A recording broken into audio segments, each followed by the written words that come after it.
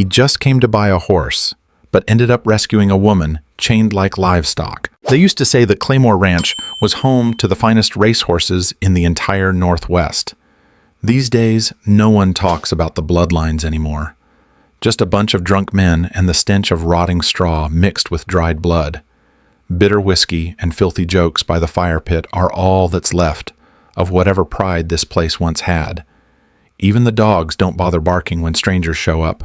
They just lie there, mouths open, tongues out, eyes cloudy, like they've grown too tired to sniff out evil anymore. That day, Harlan stopped by just to buy a mare. He didn't care much for people, especially the kind that acted worse than the dirt under their own boots. 10 years a widower, living alone on the southern ridge, Harlan had run out of things to say to the world. He arrived right on time, not early, not late, like the kind of man who used to serve in the army, always punctual, never expecting much from a meeting. The horses were skinny. The stalls were filthy. The people? They laughed like stray dogs spotting a fresh corpse. One fella even spat right next to Harlan's boot while showing off a horse, then grinned like he'd done something clever. Harlan just nodded. No reply. Folks like that didn't deserve the breath it took to answer. He walked slow toward the back barn, where someone had told him there was a good mare not yet broken. The farther he got from the crowd, the stranger the air smelled.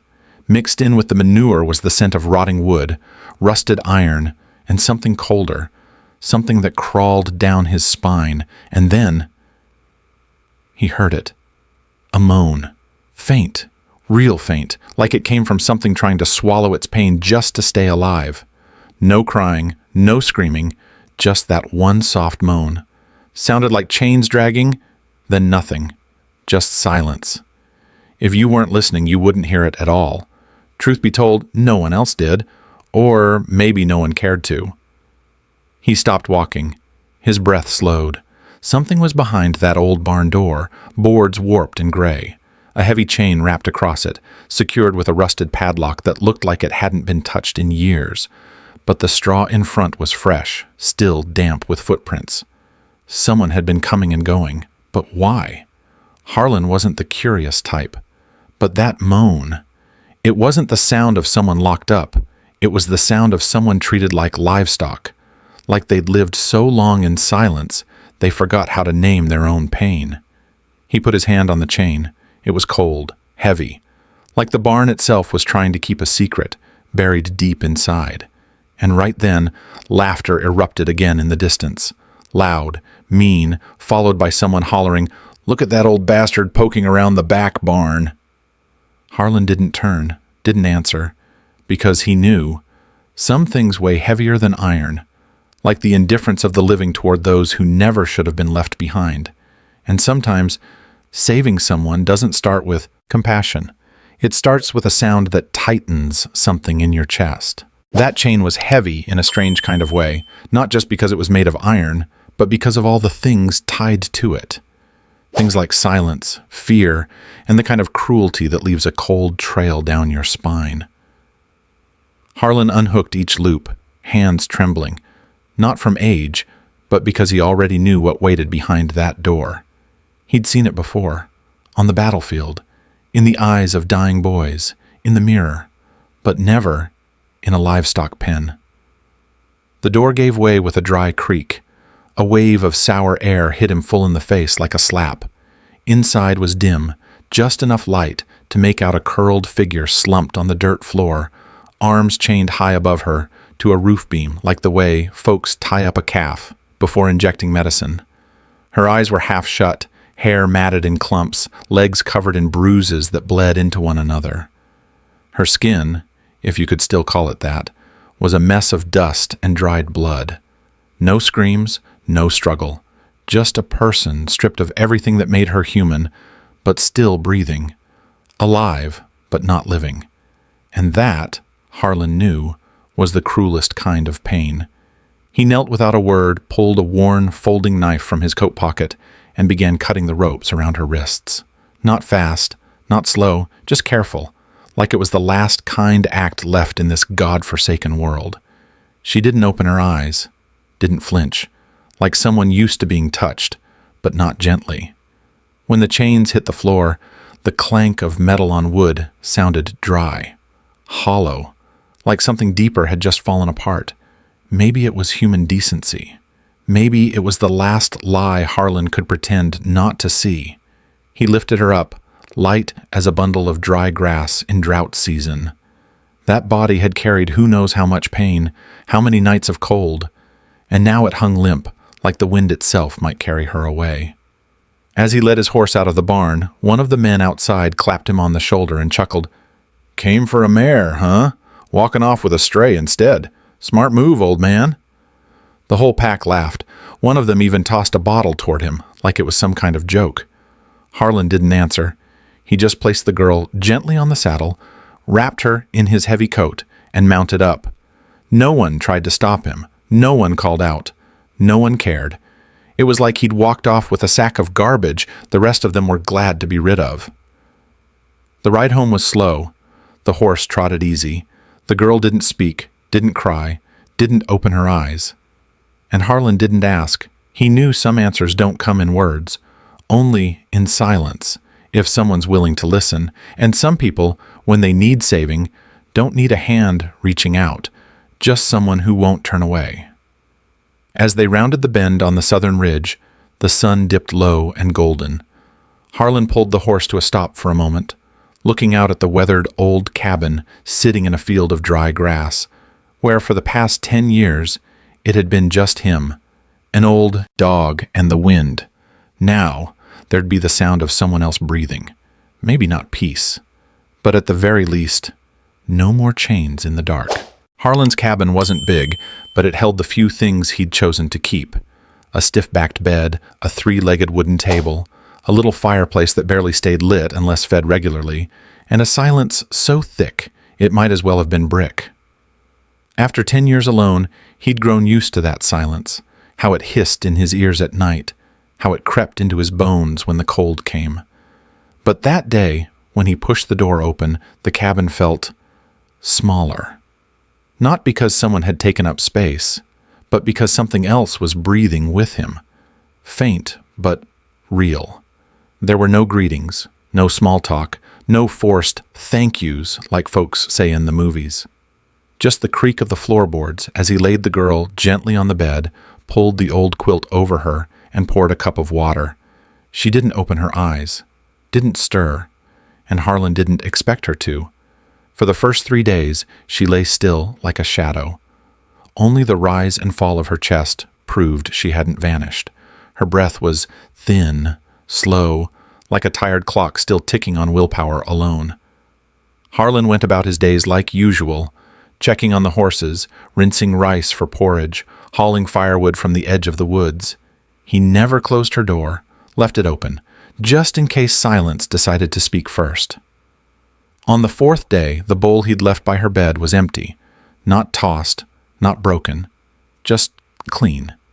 He didn't say a word, but when he set down a fresh one, his lips twitched ever so slightly, like even his smile had forgotten how to come out of hiding.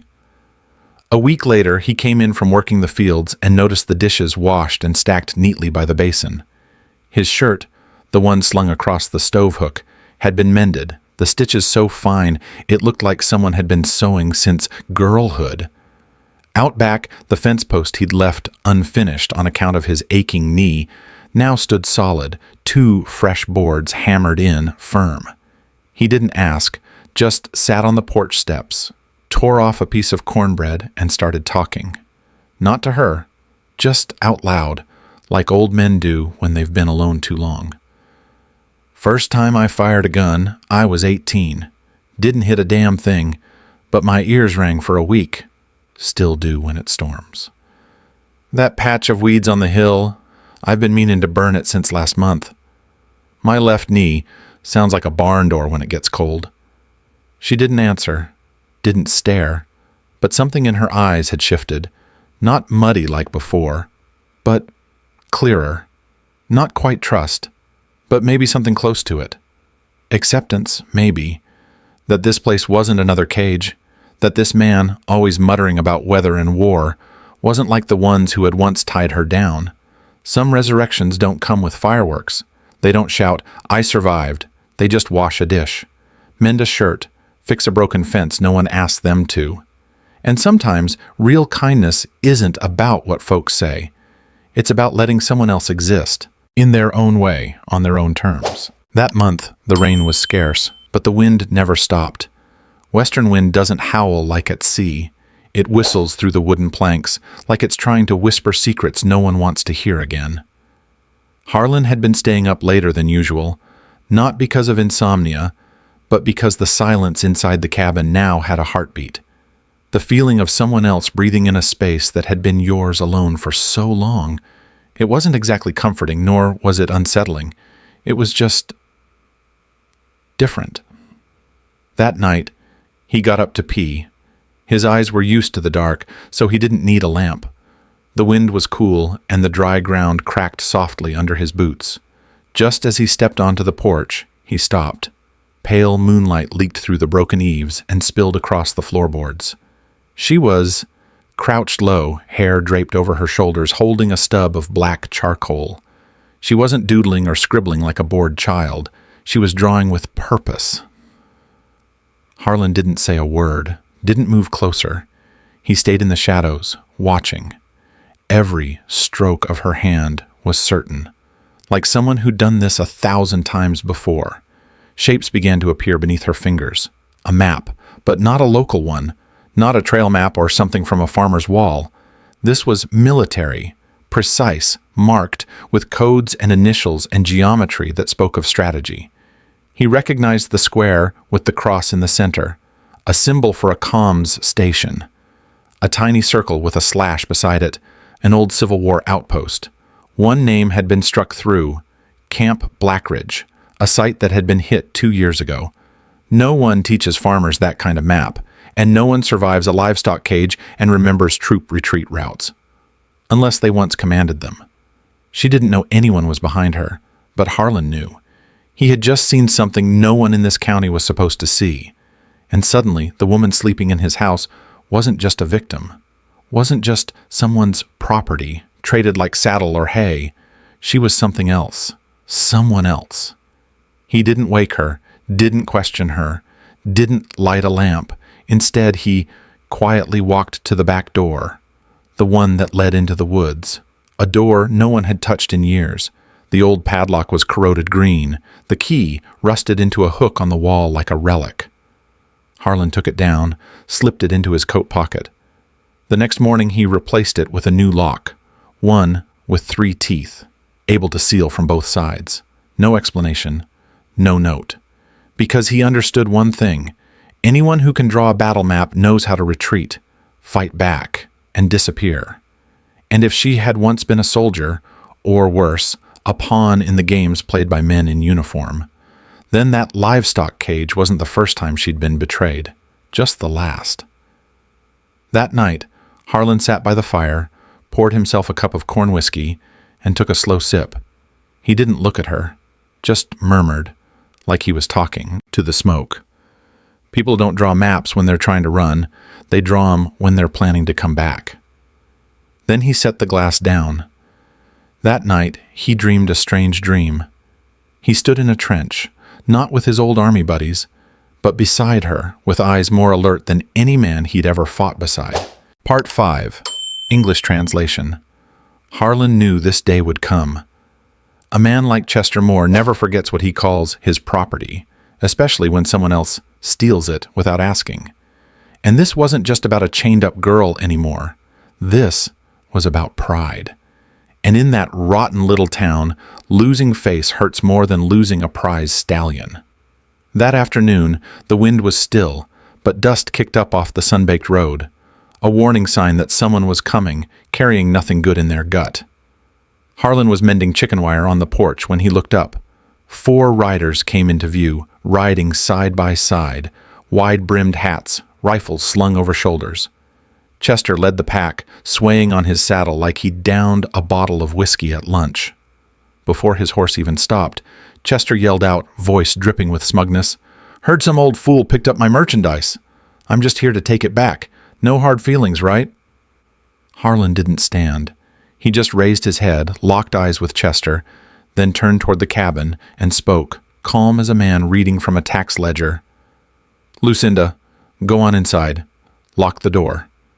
No answer, but the door behind him creaked, then shut.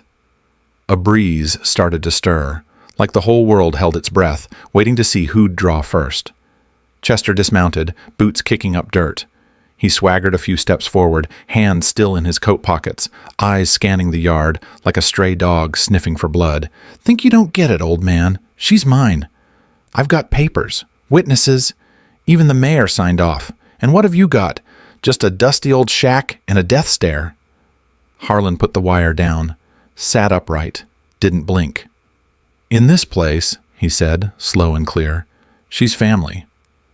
Chester burst out laughing. That kind of laugh you let loose when you hear the filthiest joke in a saloon. "Family? A dried-up bag of bones and a mute stray? That's rich." Two of the riders chuckled with him, but the shorter one didn't. His eyes flicked uncertain for a second. Harlan caught it, and didn't forget. The air grew thick, sticky, like pine tar.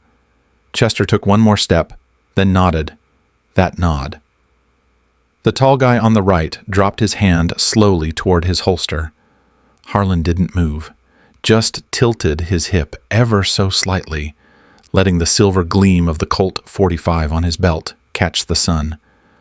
"I don't like counting bodies," he said, voice soft as wind, "but if you boys want to start, just take one more step." Dead silence. Even the wind went quiet. The corn stalks behind the house bent low, not wanting to bear witness. Chester clicked his tongue, took a half step forward, then stopped, stared at Harlan like he wanted to rip the man in two.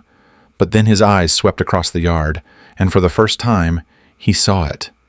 The silence wasn't fear. It was readiness. That piece of property he'd once kept in chains. She was somewhere inside that house. Now, the door was shut, but the gun could open any second. Harlan stood, didn't shake, didn't back down, just a man who'd already lost too much to let anything else slip away. Chester clenched his jaw, then sneered, "Fine. You want to keep that mangy bitch, be my guest, but you'll regret it. I'll be back." He turned away, but Harlan didn't watch him go. He just stared out past the yard, like a man who doesn't care who comes or goes, only how long he can still stand his ground. Just as Chester turned his back, the cabin door creaked open. Slow, but steady. Not the sound of fear, the sound of someone stepping out of the shadows, on her own terms. Lucinda stood there, neat, steady, sharp, hair tied high, like the first day a soldier reports for duty. In her hand wasn't a weapon, but a weathered canvas bag, the kind cavalry scouts used to sling over their saddles. She said nothing. Just walked forward a few paces, then tossed the bag into the dirt at Chester's feet. It hit the ground with a dull thump, kicking up dust. Chester stared at it, brow furrowed, then crouched and opened the flap.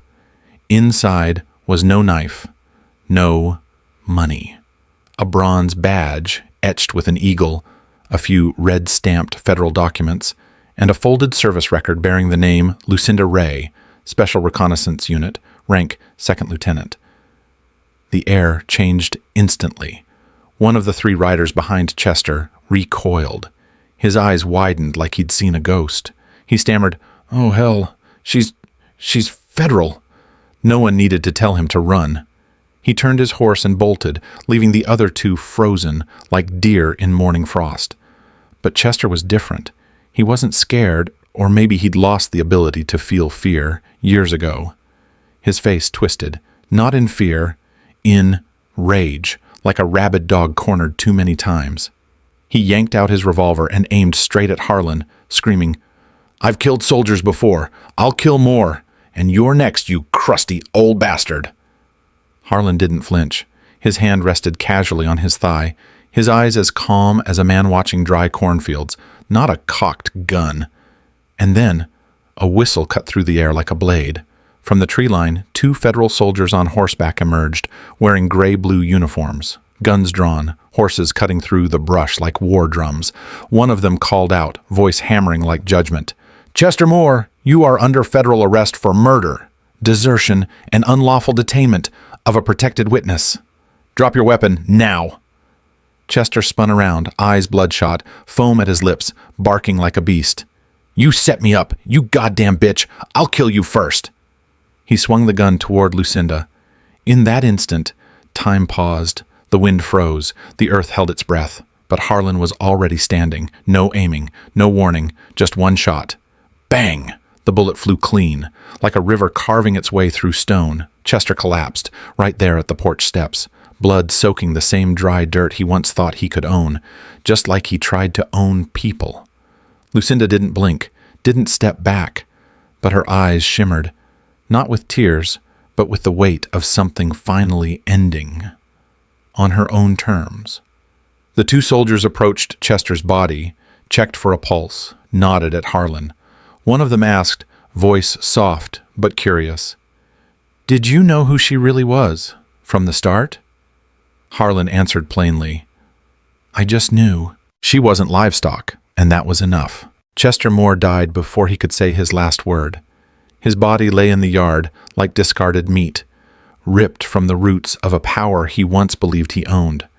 The dust he brought hadn't even settled when the two federal soldiers tied off their horses, collected the documents and evidence Lucinda had thrown down earlier. They didn't ask many questions. They just did their job, like men who'd seen too much blood to believe justice ever came early. One of them turned to Lucinda, voice low, not cold. "You want to come back to the base? Your unit's still holding a place if you want it." Lucinda was silent for a moment. Then she shook her head, eyes not on them, but on the porch, where Harlan stood quietly, arms resting on the railing. Her voice floated like a breeze. "I've got no place left. But here." No one argued. No papers. No farewells. Just a nod. Then they slung Chester's body over the saddle and rode off, leaving behind a wide-open field, an old house, and two people who were no longer victims.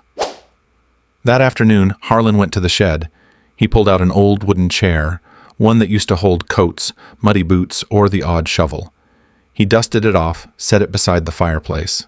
Didn't ask, didn't offer, just left a space. Enough for someone else to sit and stay. Lucinda understood. She placed a mandolin, already tuned, gently on the chair. A small, high-toned instrument once owned by Harlan's late wife, now finding fingers that could make it sing again. That night, they didn't celebrate. No whiskey, no talk of Chester. Some things don't need repeating. They just need resting. Harlan sat by the fire, opened an old book, and read out loud. Slow, careful. His voice wasn't smooth or pretty, but steady, like hooves clacking on old brick streets.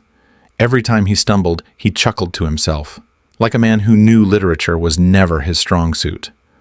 Lucinda sat beside him, not correcting, not interrupting, just picking out soft chords on the mandolin. Simple, gentle, like the background to a quiet evening that didn't ask for an ending. And in that moment, Harlan noticed something strange. The house wasn't so quiet anymore. Not because of music, not because of words, but because of presence. The silence before had been empty, but now it had breath, a heartbeat, a pair of eyes across the fire, listening, and not needing to speak. He looked over. Lucinda was watching the flames, not tense, not guarded, eyes clear, not sharp, but soft, soft, like someone finally breathing the right way. And so they began again, not with vows, kisses, or promises, but with a chair wiped clean, a mandolin restrung, and a voice that stuttered, but spoke truth. The storm had passed, no one was running anymore, and that house finally had two people who stayed. Spring came late that year. The snow lingered longer than it should, and the ground stayed hard, like the faces of the widows in Red Hollow. But Lucinda didn't wait for the earth to soften. She took a hoe and dug, one swing at a time, around the porch, by the dead oak tree, along the fence she once fixed. Wherever sunlight reached, she planted seeds. Harlan sat on the porch, watching her crouch over the garden, saying nothing. He used to think he was too old to start over, but watching her hands in the dirt, hair wild in the breeze, He understood. You're never too old when there's someone to start over with. The flowers she planted were strange. Nothing folks around here had a name for, but he recognized them. They were the same ones she once sketched in charcoal on the wooden porch that night he discovered her map. Tiny white petals, thin as paper, growing low to the ground, with roots that dug deep, as if they were born to outlast wind and sand. Lucinda didn't plant for decoration. She planted as a kind of declaration that she wasn't something ripped from old soil, but someone choosing to root herself again. And Harlan quietly did something no one thought he ever would. He put the old name board back up at the gate. That plank had hung there since he and his wife first came to this land. Now weathered, the words Harlan Ranch nearly faded away. But this time, he carved in one more line. Short. Simple. Ray Harlan. Not for marriage, not for papers, just so anyone passing by would know Lucinda wasn't somebody's possession anymore. She was her own person. The rumors didn't stop. Some folks in town still whispered her name with that half-mocking, half-fearful tone.